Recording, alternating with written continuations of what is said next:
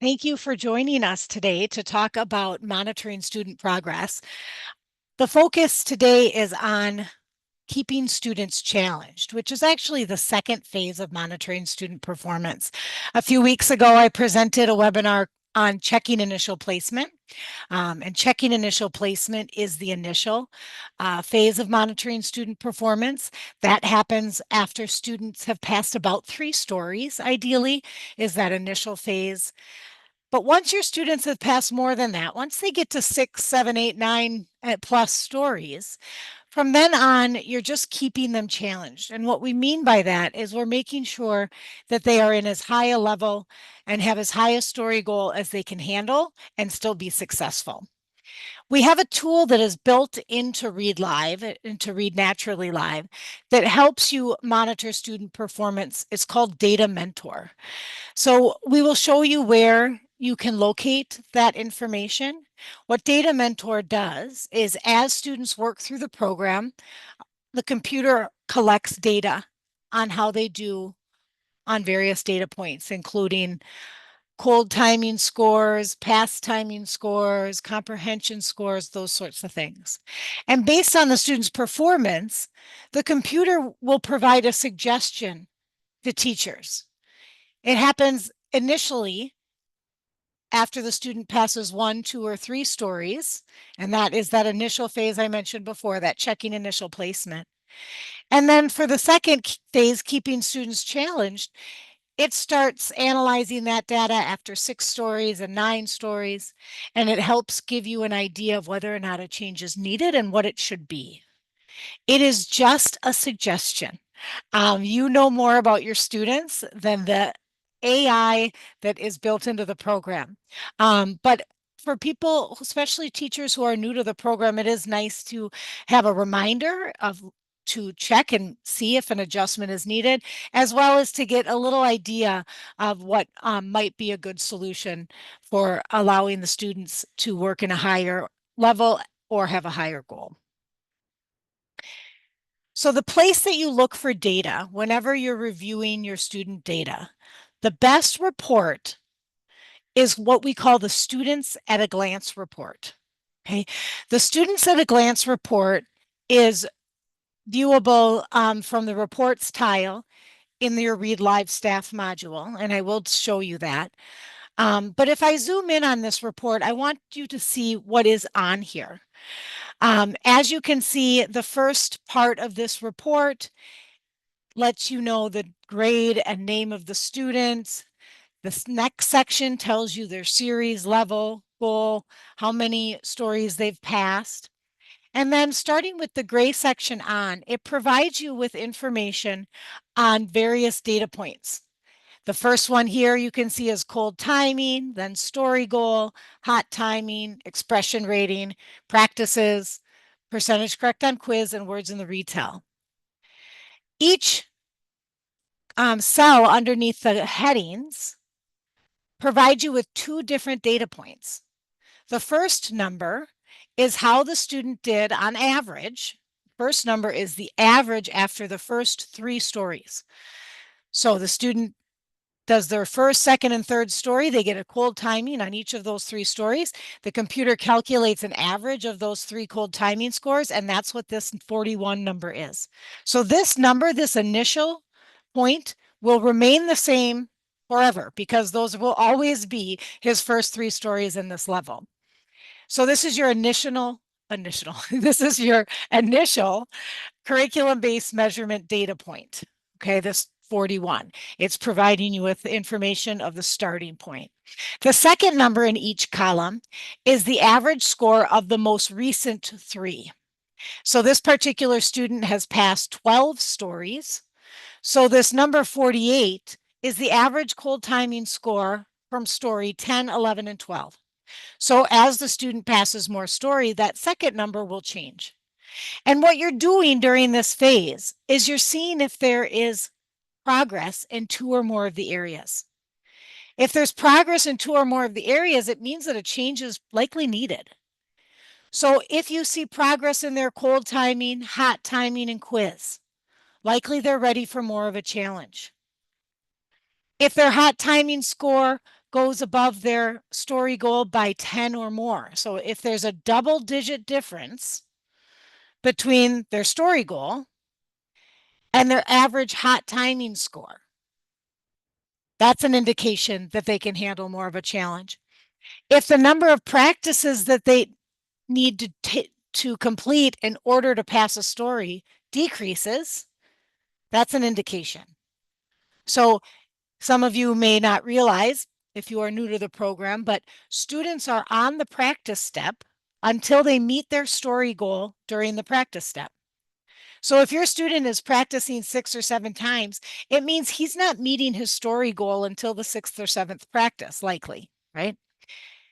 If your student is only practicing 3 times, it means he's meeting his story goal pretty quickly. So if that number drops, that's telling you he's able to reach his story goal with more ease without having to practice as many times. Again, think of that. That's an indication that we can increase the challenge. And finally, if the student's behavior changes, this is one that the AI and Read Live is never going to tell you. But you know in your gut, you know because you are with that student every day. If your student loved this program in September and early October and is now less engaged, it's likely because they need more of a challenge. So consider what your student's behavior looks like. All of that information I just had written is now in picture form, so you can help you remember the things that you're looking for. It's going to be improvement in cold timing. So you can see the average cold timing scores here are 60 and below. And now in the most recent ones, they're getting close to 70. You don't even have to run the students at a glance report to be able to tell that if you were to draw an aim line here, there would be an increase. Hot timing score is the same thing. Was below 90 at the beginning, and now it's getting close to 100. The difference between the hot timing and the story goal, look how close the hot timing scores were to this story goal line at first. And now their hot timing scores are significantly above that story goal. The quiz is easy to tell based on how many red boxes they have. If the number of red boxes is fewer than it was initially, it means they're understanding better. They're doing more accurate. They're getting their quiz done with higher level of accuracy. So their comprehension is increasing. Again, an indication for a challenge increase. And then, of course, the number of practices going down. Whenever you're increasing a challenge, you want to think of it as trying to maximize their progress, right? We work with struggling readers. Time is of the essence. They have to make as much progress as possible if they're ever going to catch up to their peers, because just making progress means that they will remain behind their peers because their peers are also making progress. So they have to make more progress than their peers, which means they have to work at a level that is as high as they can handle and still be successful. They have to have a story goal that is as challenging as possible, but is still reachable. So I always think of it as a clothesline in your backyard, right? If you have a clothesline between 2 trees, if it's not very tight and you throw a big blanket over that clothesline, the blanket's going to hit the ground, right? Because the slack is going to not keep that blanket up. But if you tighten it too much, it's just going to snap, right? So we can't get our students to the point of frustration, but we need to get them to work as hard as we can before that point. So when we make a change, we change one thing at a time. So if a story goal is increased, then the level will remain the same. If a level is increased, then the story goal will remain the same. After 12 stories, we're a little bit more likely to raise a story goal, because after 24 stories, they're out of stories. There's only 24 stories in each level, so a level would need to be raised. But there is nothing magical about 12 and 24. Students often move up after 8 stories or 13 stories. It's just a reminder to you. There is a natural reminder built into the program because the stories are broken into 2 sets of 12. So you will notice when a student goes from one set of 12 to the next. So if your student all of a sudden has all 12 stories to select from, he went to the second set of stories and you haven't looked at it yet, make sure you run that students at a glance report and take a look and see if they're ready for more of a challenge. Okay. You can also look at the data mentor suggestion, but you need to be confident in whether or not you accept the suggestion or if you go on a different way. And so you have to know where that suggestion is coming from so that you can make a good decision on that part. And then the last thing, of course, is to always consider the long-term fluency benchmark goal.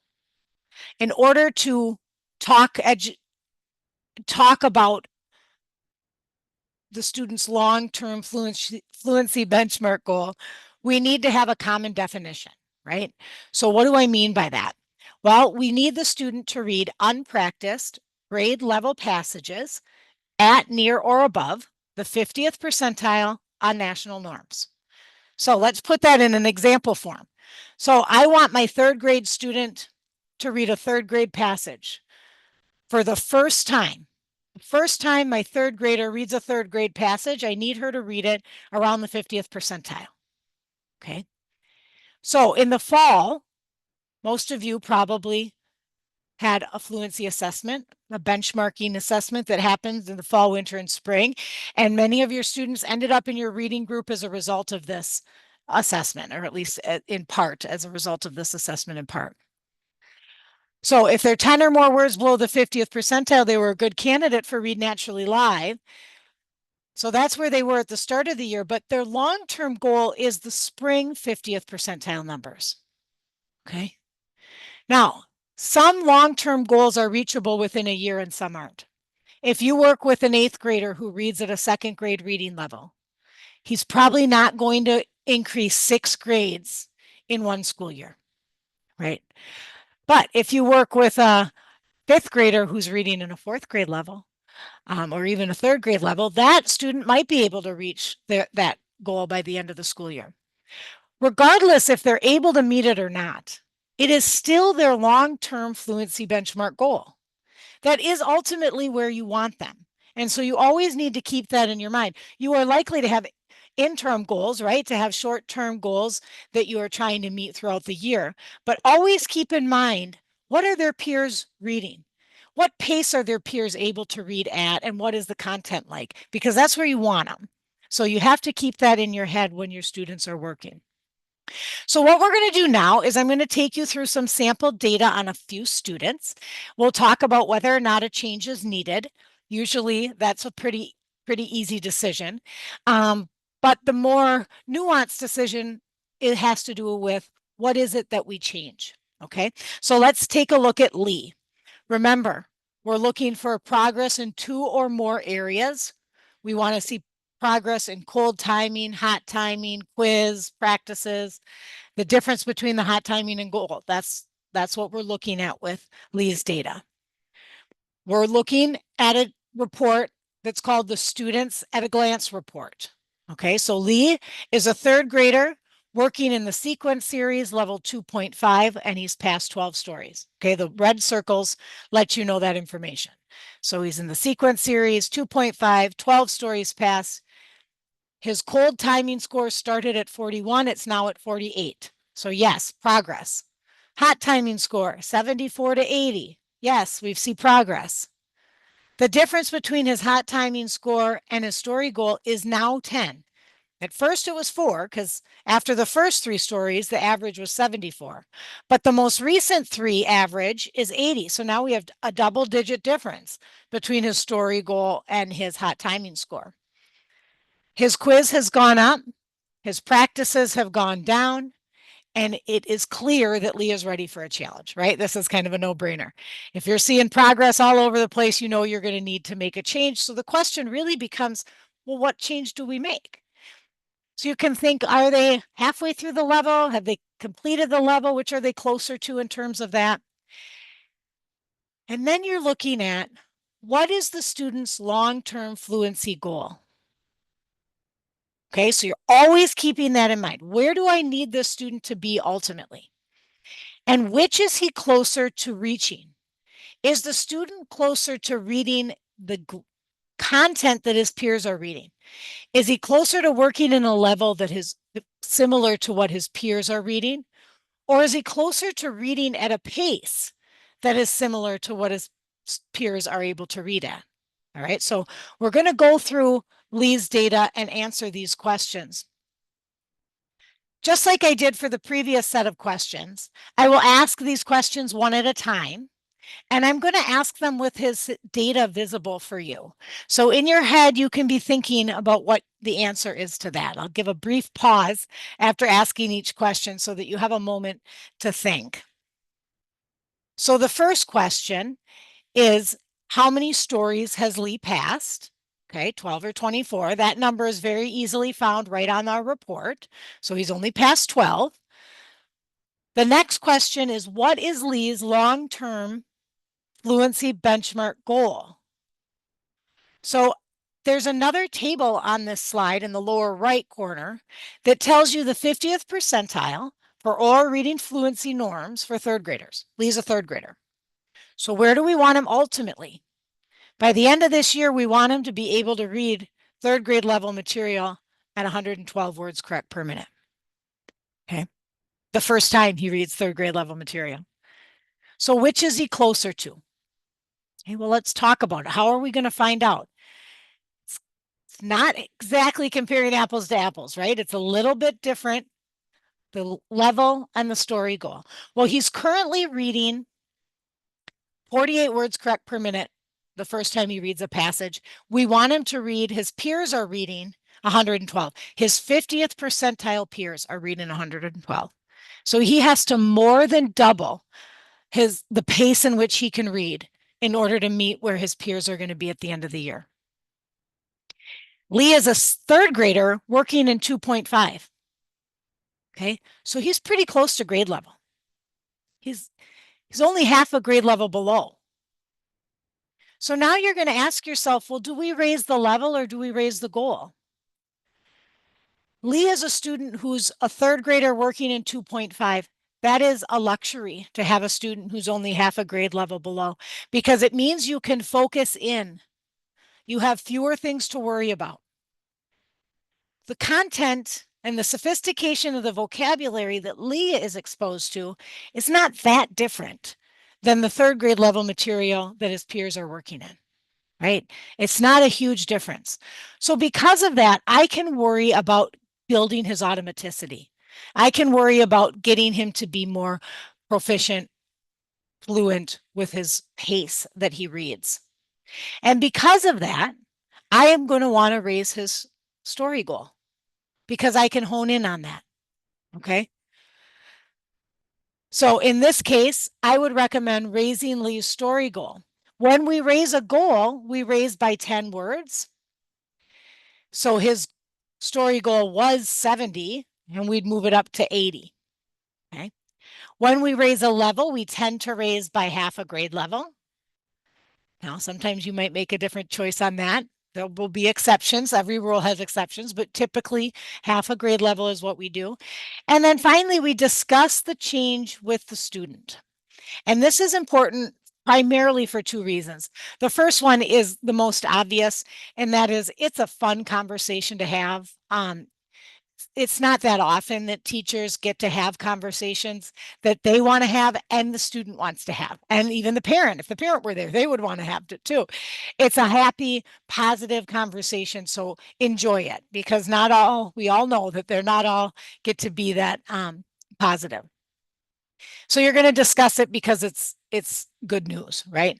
But the other reason that's less obvious has to do with the fact that the student needs to understand that he is responsible for his progress. So involving him in the decision gives him firsthand experience of his importance in where he goes and how quickly he goes there. Okay. You cannot make your student a better reader. You can find a really good reading program. You can spend hours creating incentive programs. You can spend hundreds of dollars on prizes at Target. And that will help, right? You're going to create an environment that is perfect for reading, but he has to read. If he doesn't read, it doesn't matter what you did, because at the end of the day, he's the one that has to read. So involving him in the decision about what to change allows him to experience the fact that he is in charge of his own progress. Okay. So Lee's goal, because we raised by 10, we would raise the goal from 70 up to 80. We would make that change in Read Live. Now, this suggestion is also going to be available and listed for teachers in the data mentor section of the program. Okay, so I want you to take a look at what screenshot I have on my slide right here. This is the pass review work page. So picture yourself working with your student. The student went through all the steps in this story. They came to that pass step, right? The bar turned red at the top and bottom. So you went to the student and you listened to him read that pass timing. After he read the story, you graded his open-ended question, and maybe you looked at his retell if you have that turned on. And then you came to the pass review work page. If you're new to the program, not everybody notices these tabs across the top. My cursor is going to the left and right. Across the top of the page, we have story details, fluency, comprehension, retell, and data mentor. If there is a red dot on the data mentor tab, when you are on the pass review work page, if there's a red dot here, it means there's a suggestion. The suggestion is to change the story goal from 70 to 80. If you click accept, the computer will automatically make that change. So when Lee goes to the select a story page, he'll see that he's passed all these stories, and he'll click next, and it will then take him to the next set of stories, and his new story goal is going to be listed in the upper right-hand corner. He's still in 2.5, but now he has a story goal of 80. Okay. Now, I'm going to just pop out of the PowerPoint for a minute and go into the program. Okay, so here I am on the Read Live program. I want to show you how you can make this change manually. Let's say you want to make this change and you didn't have a data mentor suggestion for it, but you believe it needs to happen. You can do that. I'm going to show you how. So I'm going to log in as a teacher into my Read Live account. Okay, I'm going to go to the home page and locate the student activity tile and click it.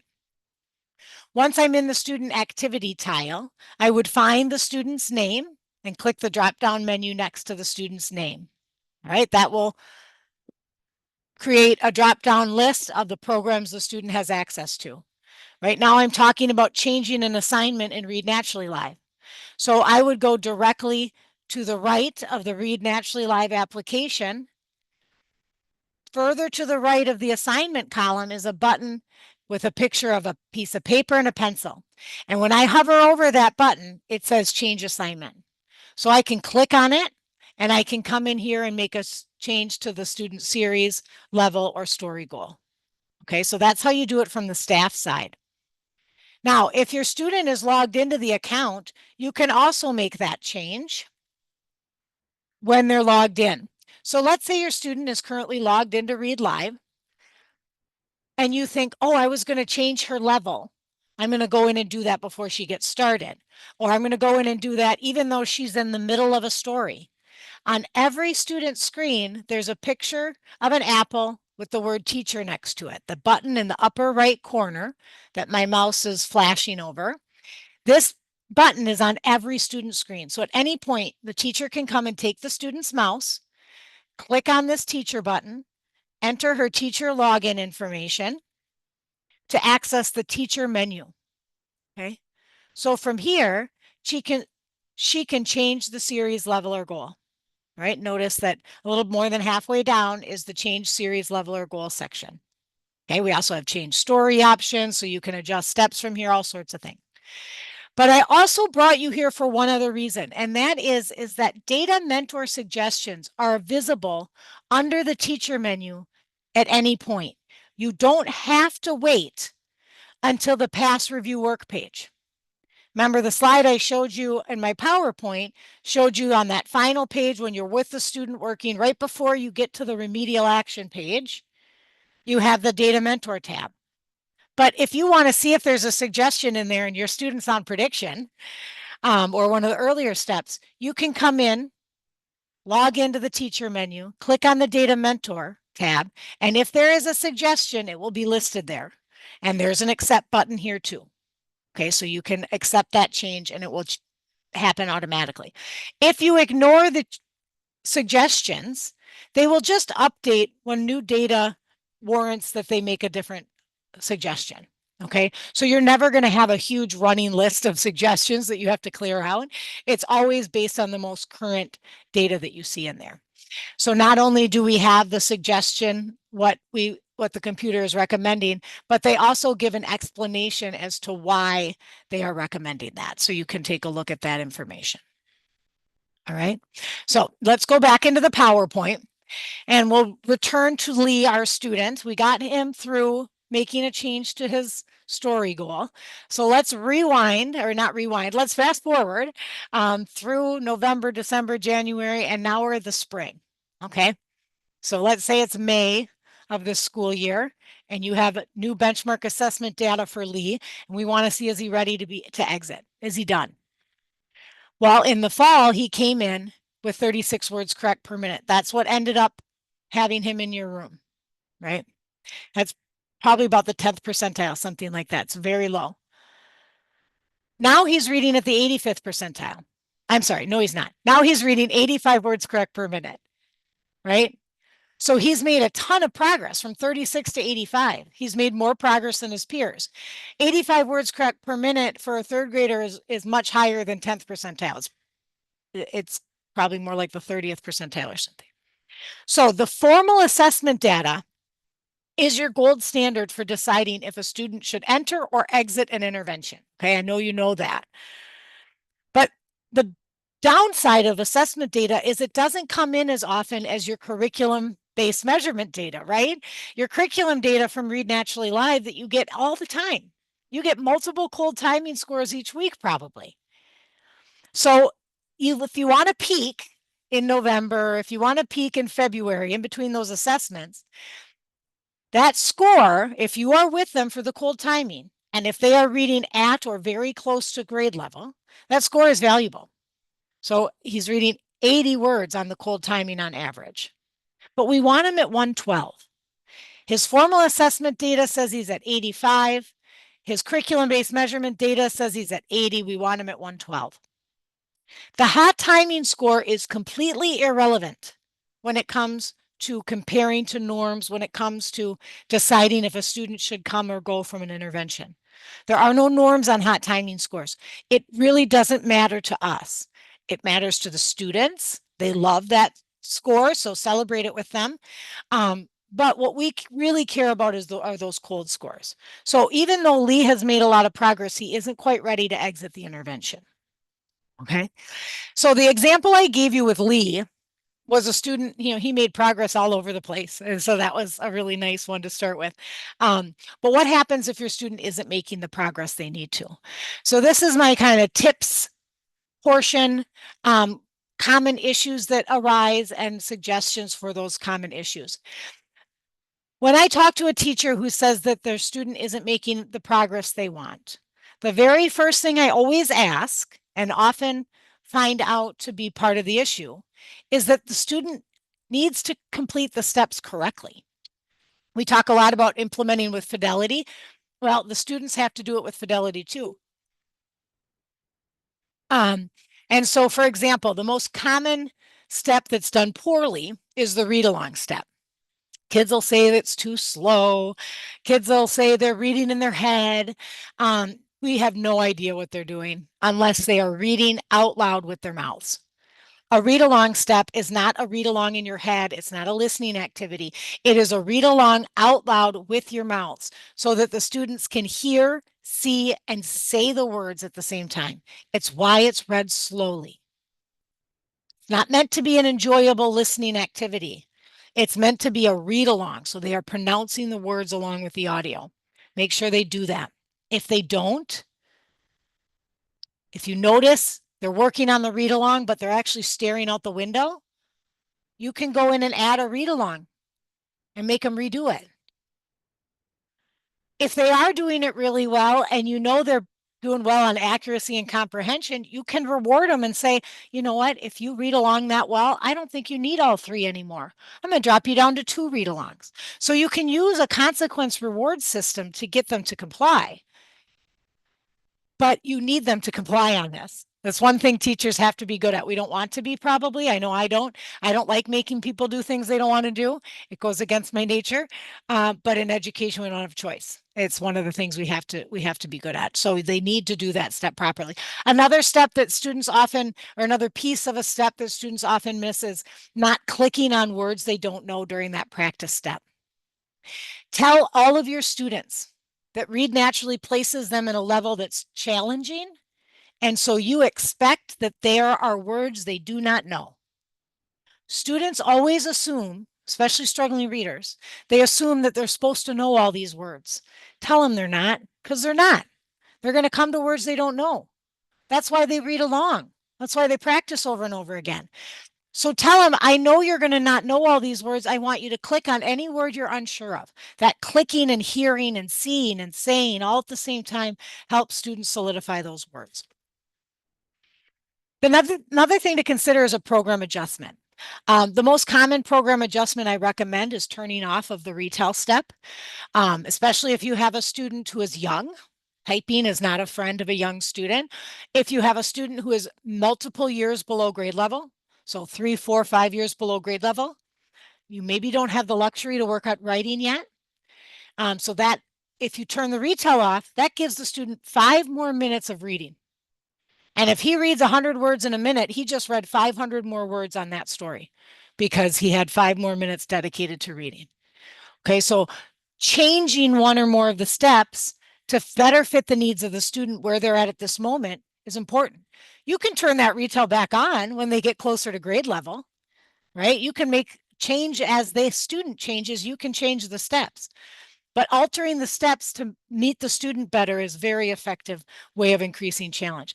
The next thing to think about is classroom management. And again, this is a twofold piece. One being the one I already mentioned, you got to get kids to do things they don't want to do. You have to get them to read along properly. You have to get them to stay on task, all those things, right? But the other one is incentive programs. I don't like an elaborate incentive program. I really don't like anything that's elaborate. Simple for me is the way to go. There's a very, very simple incentive program that you can implement tomorrow. And that is keep track of the number of stories your student passes every week. Okay. If you're doing this program every day for 30 minutes, the student should get through 3 passages in a week. If they're doing it every other day for 30 minutes, maybe they only get through 2 passages, but they should be getting through multiple passages if they stay on task. If they stay on task and get through more passages, they will make more progress because they read more words.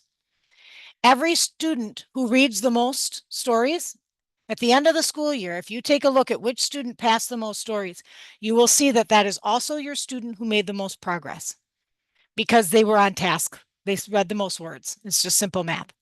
Okay.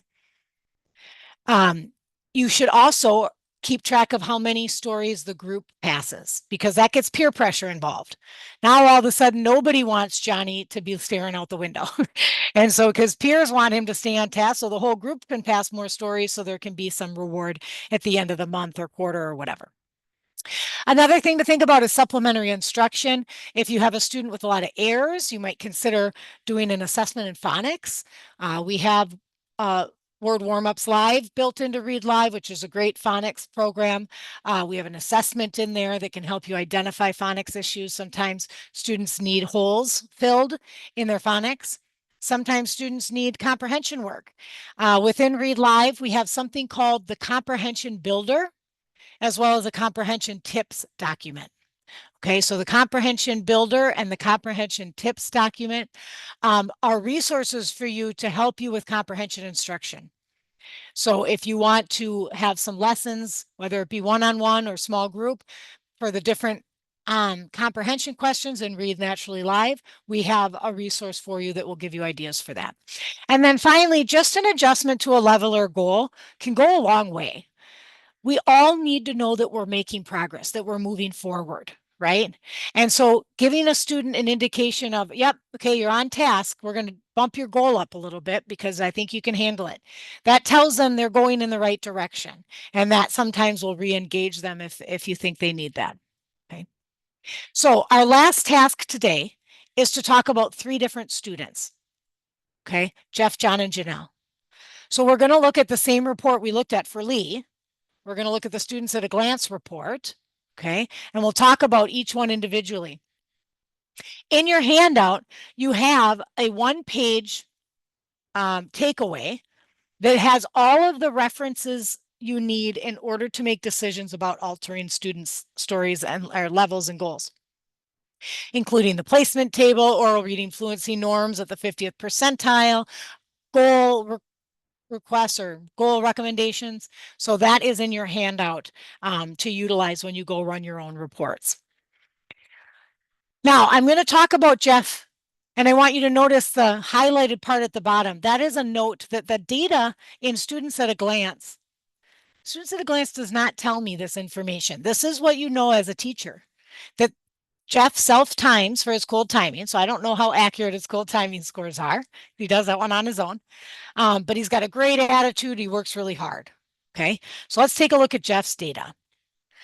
Notice that there's a star by his cold timing scores, which indicates that the student did not have a teacher present. So we don't see any progress in his cold timing score. That's flat. His hot timing score has gone up a little bit. There's only 7 words between his current hot timing score of 97 and his current goal of 90. He's gone up a lot in his quiz. So that's 2 areas of progress. His practices have been cut in half. So think about what that means. At the beginning, the first 3 stories Jeff worked on, he had to practice 6 times in order to get a hot timing score of 93. Now he only practiced 3 times and he gets a hot timing score of 97. If he practiced 3 more times, do you think it'd be higher than 97? Yeah, it'd be a lot higher, right? So that practice score impacts the hot timing score also. Right. So Jeff has made enough progress to indicate that he's ready for a challenge. So the question becomes, what do we do with him? Well, he's only passed 12 stories. His long-term fluency benchmark goal is that 112 that we talked about earlier, because he's a 3rd grader. What is he closer to? He's only reading 61 words correct per minute. He has to almost double his score to get to that 112. He's a 3rd grader working in 3.0. He's working at about the same level as peers are, right? So he's much closer to level. That's a luxury. If I have a student who's reading pretty close to grade level, I'm going to hone in on that pace. I'm going to hone in on accuracy and rate and expression. So I'm going to raise his story goal because we're going to work on building automaticity in this level before I give him harder stories. Okay, that's a luxury I have because he's reading so close to grade level. I would raise his goal to 100. And if I looked at Data Mentor and this was my student, if there's a red dot, then there would be a suggestion in there. But with Jeff, it does not have a suggestion because remember, Jeff does his own cold timings. So if you turn off the teacher requirement for cold timings, Data Mentor will not provide you with a suggestion because that cold timing score isn't accurate, so we can't make a suggestion based on inaccurate data. The other thing that if your quiz is turned off, I don't know why on earth you would, but if you turn off the quiz, then Data Mentor won't give you a suggestion, okay? So let's change something about Jeff. Let's say Jeff's an 8th grader now, all right? All the data is the same. He still made progress in enough areas that means I need to make a change. But now his long-term fluency benchmark goal is 146, so it's even higher than the 112 for 3rd graders. He has to way more than double his cold timing score, but he is 5 grade levels below. Now, I don't know how you would compare these 2 things.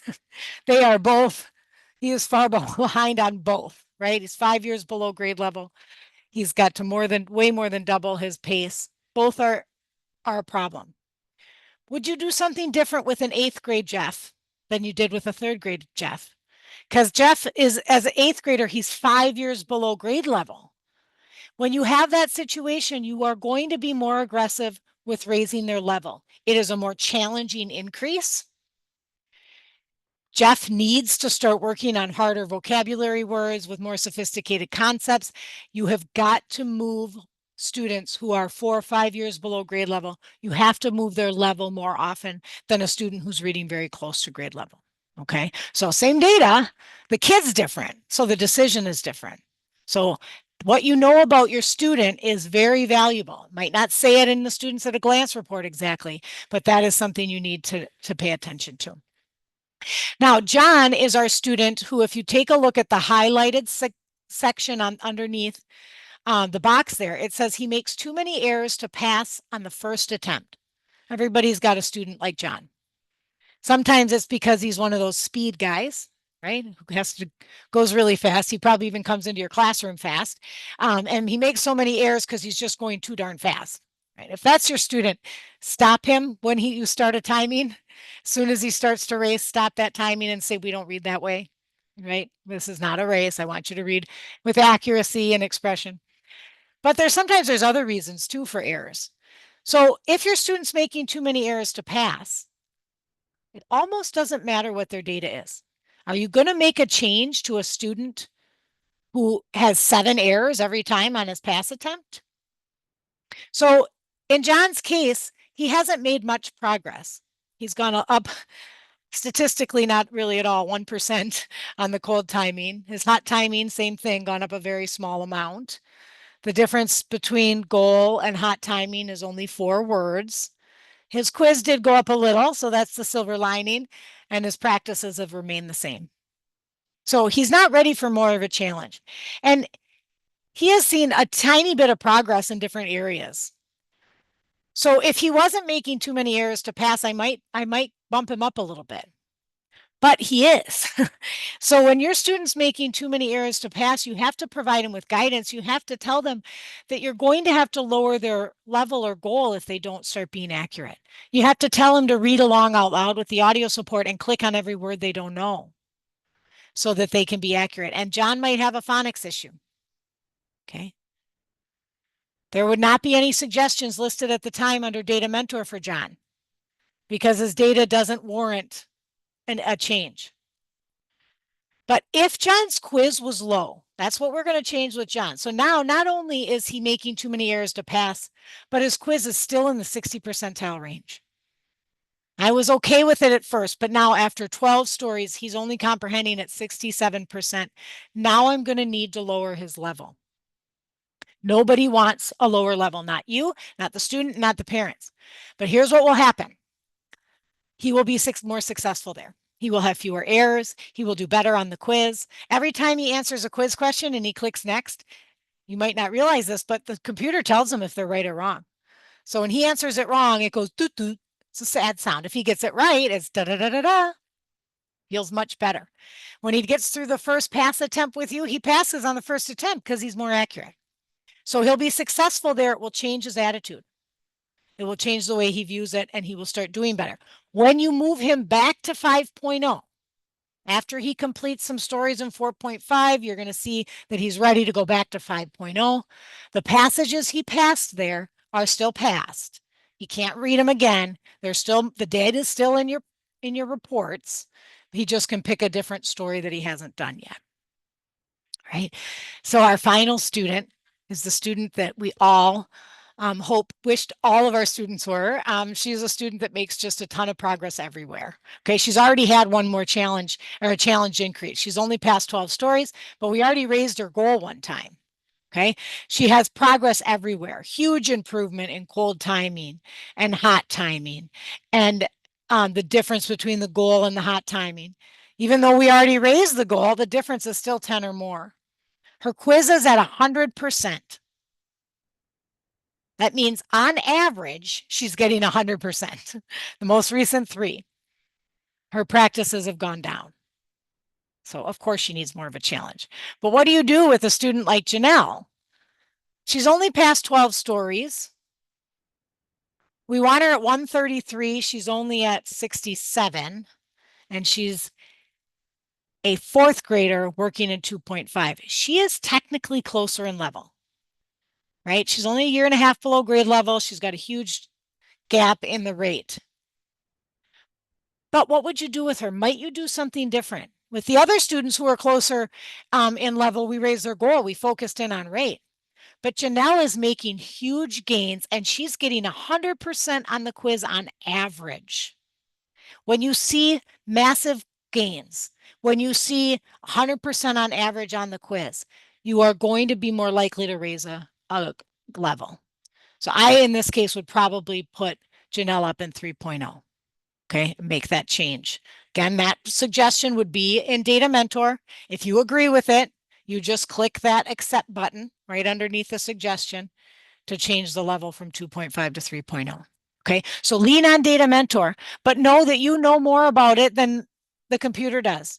So if you disagree with it, you can make a different change, or you can just hold off and do nothing for another story or two and see what happens to the data after that. Okay. But remember, we want to keep students challenged. So we want them to work as hard as they can.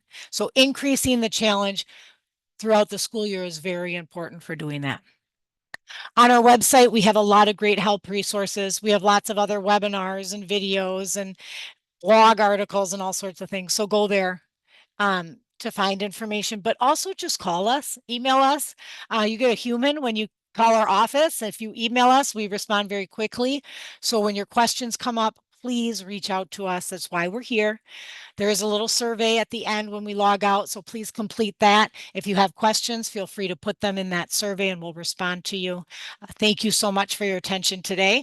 I hope you have a wonderful afternoon.